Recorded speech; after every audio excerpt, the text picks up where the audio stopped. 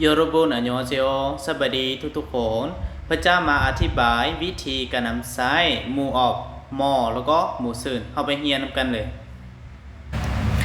ข้อที่1หมู่ออกแปลว่าหยังมอแม่นตัวย่อมาจากหมู่ออกมีความหมายแปลคือกันเลยหมู่ออกนี้กับมอนี่แม่นตัวเดียวกันเลยแต่ว่าตัวนี้แม่นตัวเต็มตัวนี้แม่นตัวย่อแปลคือกันเลยหมู่ออกกับมอนี่เขาเจ้าจะมักใช้ในการถามเกี่ยวกับสิ่งที่เฮาบ่ฮู้เลยหรือบ่ฮู้ประเภทชัดเจนและใช้ติดกับคำกริยาเสมอวันนี้ข้อที่2หมู่ซื่นหมู่ซื่นนี้ก็แปลว่าหยัง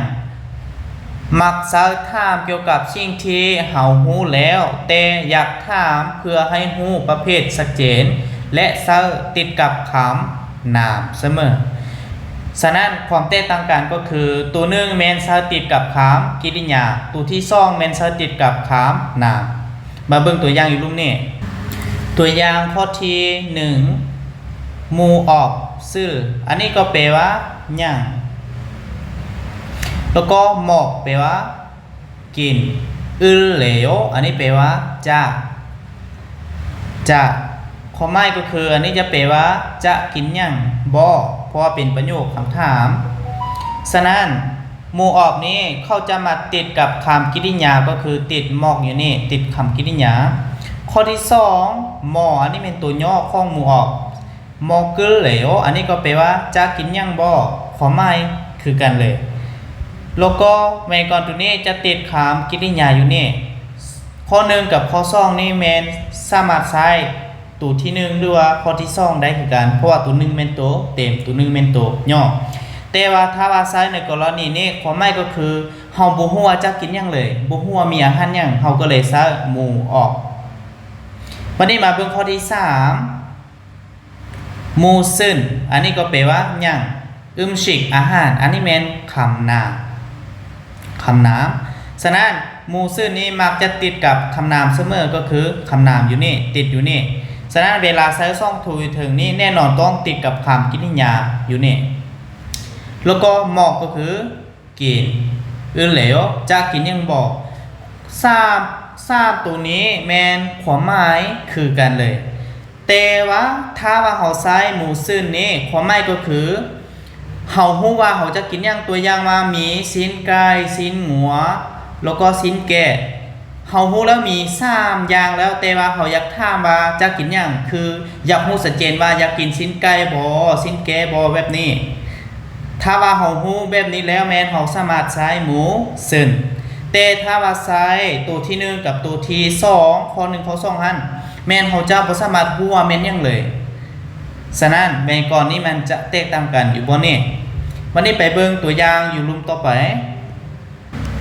คือกรณีมาเห็นบทติวหรือว่าข้อสอบแบบนี้คืออันนี้แม่นพวก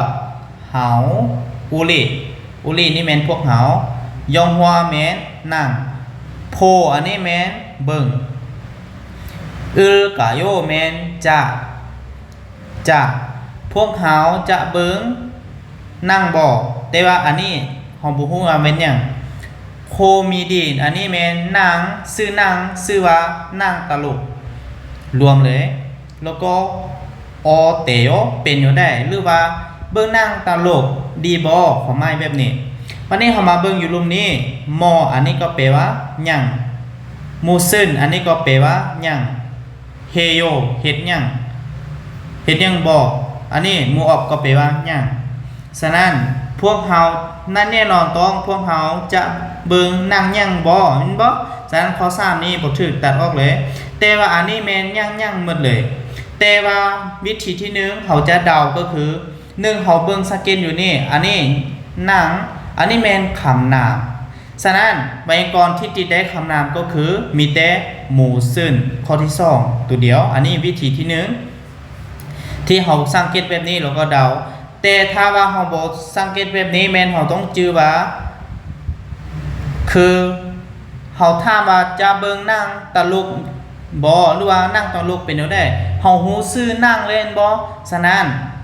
หมู่ซื่อนี่แม่นซาเกี่ยวกับสิ่งที่เฮาฮู้แล้วแต่เฮาอยากถามคืนเพื่อให้ชัดเจนขึ้นว่าจะเบิ่งหรือว่าจะบ่เบิ่งแบบนี้ฉะนั้นคำตอบจึงเป็นข้อที่2